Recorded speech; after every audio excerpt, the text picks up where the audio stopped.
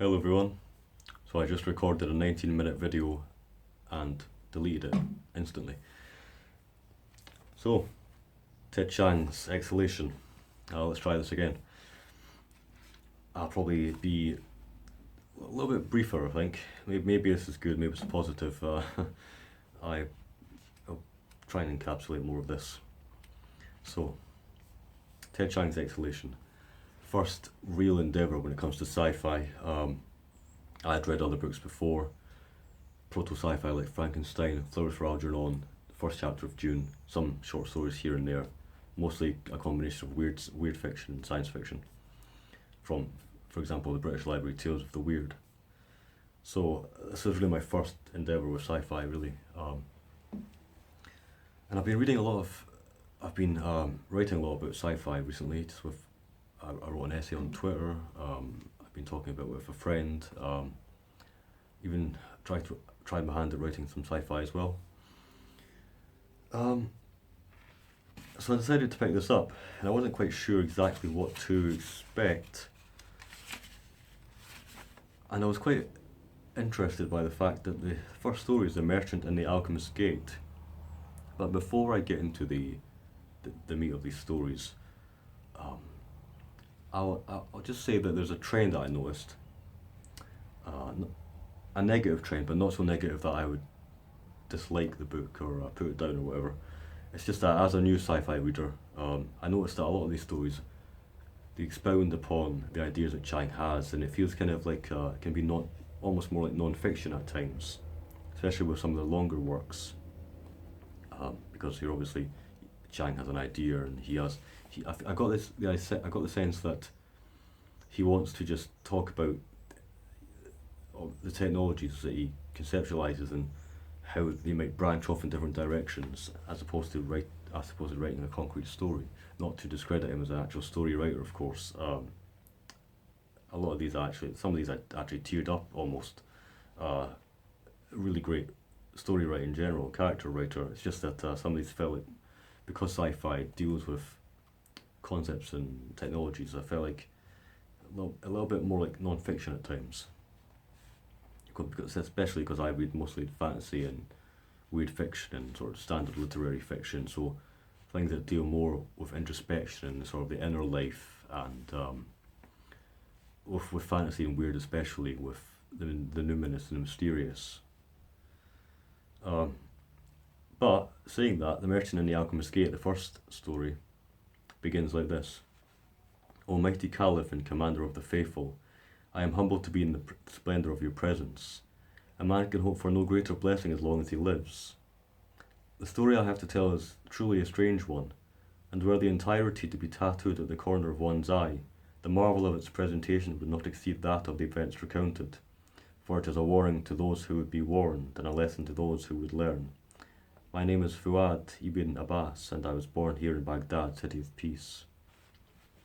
I did not expect that from the first short story in this collection.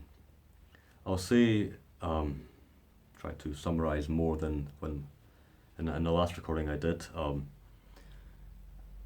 It's kind of difficult. I'm not quite sure if these qualify as spoilers, because I'm not sure how common these things are, but I'll say that this is a wormhole story. It's a time travel story. I think the difference is that, as Chiang says in the notes to this book, and I should say it's about 340 pages, and that extends to about 350, including the notes that Chiang has written.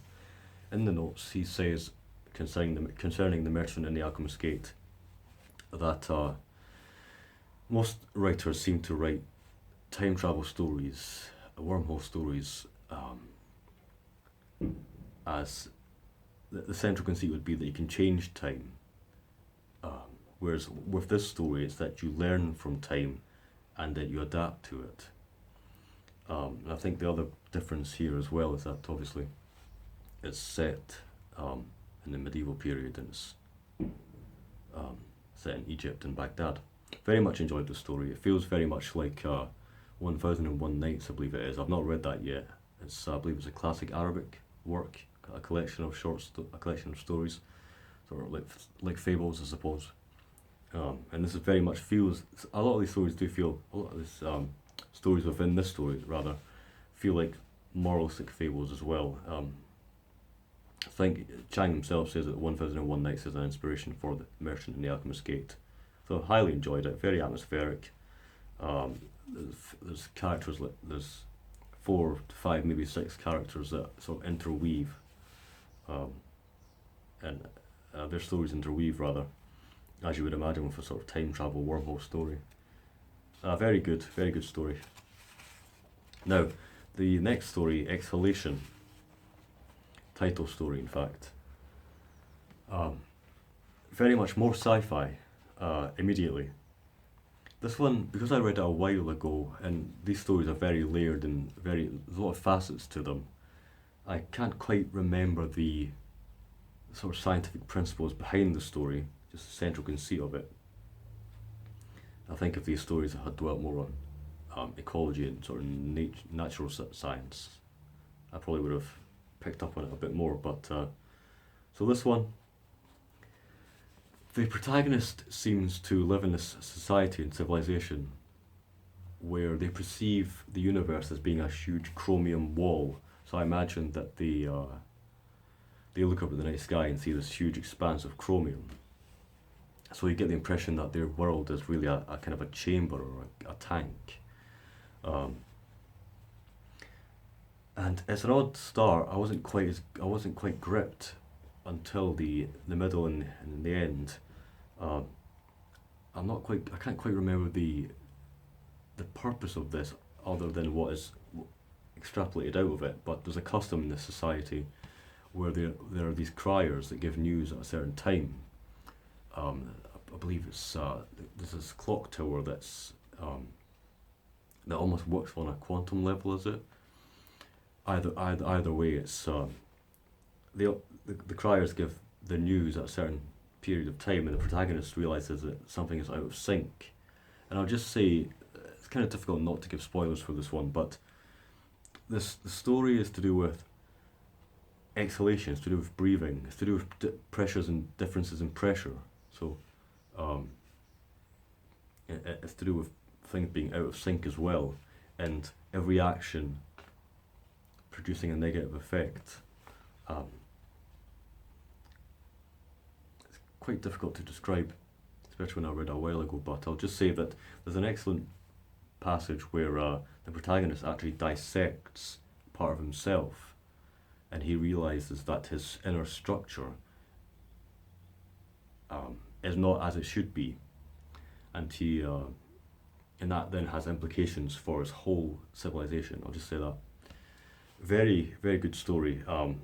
Actually, I believe I mentioned earlier that this some stories in this collection made me tear up, and this is one of the ones, especially near the end. If you've ever watched the film Perfect Sense, I got a similar feeling from that film with Exhalation. I'll just leave it at that. It feels very much like that, actually. That's Exhalation. Great story. The life cycle of software objects is one that's probably stuck in my mind the most, the third story in the collection. I went on quite a lot about this story in the last attempt before I deleted it clumsily. I'll say that the life cycle of software objects, if you can imagine an MMORPG plus, for example, EVE Online or a standard fantasy MMORPG, plus Black Mirror, plus the metaverse, which is, I believe that's the thing nowadays, in development nowadays, plus virtual zoo, Pokemon, for example, something like that. It's a combination of all those sorts of things. I had read reviews about this story, saying that it drags and drags and drags, and I will say that it does drag, and it's a novella length story. It's about 120 pages, the longest in the collection. I found myself really quite gripped by it, actually.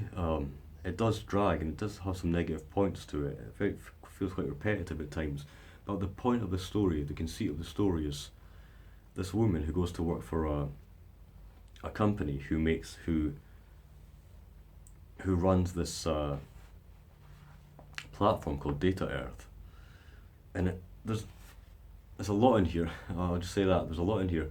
Um, the whole point of the story is about these artificial intelligence called digients, um, and there's this group of people that comes to grow attached to the digients. They're called the user group. Um, so the digients themselves, they're artificial intelligences which can have copies of each other, and they're on various different platforms. The digients aren't, they're not specific to Data Earth. They are a type of artificial intelligence which are they're on different platforms, different softwares, and different OSs. I think different sort of or virtual worlds rather. So there can be the neuroblast digients, the sophons digients, and they're. I'll say it's kind of complicated how they arise, but it ends up that there are these mascots which stand for the best versions of the neuroblast digients, which the user group, the main characters are called the user group in this book, where they come to grow attached to. So there'll be the robot Jax, a Digian that takes on the avatar of a robot, like a sort of steampunk robot, Victorian robot. There's a panda Digiant, stuff like that. These sort of charismatic mascots, I suppose. And the whole thing about this very complex and layered and very quite realistic story is the user group has to try and keep these digients alive through the different technological processes that and developments that occur. It's called the life cycle of software objects, and I may give you an idea of that. I mean, this story covers about 25 years or 20 years in total. So there's forum posts, there are lobby groups, so there are funding drives to try and get these digients to be ported over from Data Earth to real space, for example. There's times where the digients, as they grow and learn over time, over years, from some simple AIs to they can learn it and they can actually have practical value for the people in the real world. They will then think about becoming corporations to get legal rights for themselves. There's a lot in here. It's really quite impressive. I feel like this could have been a novel actually. There's a lot in here. There's mentions of there's conferences, there's video call. So there's a lot in here. I mean, even in Data Earth, which is the main platform that the user group uses, it can have different facets to it. So it's kind of like a conglomerate of different things. So there will be a game called Siege of Heaven, which the user group can play with their Digiant friends, and there's different avatars. There's at one point they're playing a game and there's someone who has a kind of an osprey, a bird, the osprey, an osprey seraph avatar. There's a lot of stuff here. There's I mean, I got surprisingly involved with this because it tracks the life cycle of these digients, and I felt like, oh, the neuroblast genome, how is that developing over time, and how does that compare to the sophons digients, and there are all these different pros and cons. It felt very much like a world building project. It's kind of difficult. I don't feel like I'm getting it across just how kind of in depth this was. Yeah, I just wish I could give a better example. It's just the way that their forum posts, these users talking about how their digit has progressed, different changes in their genomes and whatnot. It's really quite fascinating. The origami and Fabergé digients have begun to pop up in a wide variety of avatars, such as baby dragons, griffins, and other mythological creatures. So Blue Gamma wants to offer similar avatars for the neuroblast Digiants. For example, I'll just skip down here. The hobbyists have named their new species Xenotherians and set up a private continent called Data Mars, on which they intend to create an alien culture from scratch.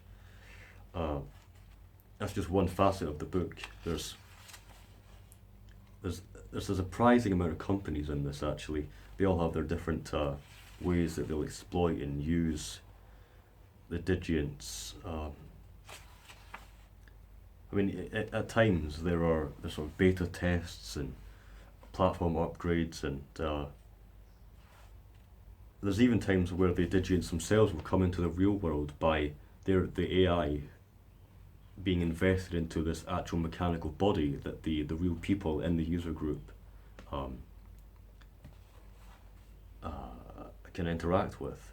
There's the Information Freedom Front and the various hacks and whatnot. There's a lot in here.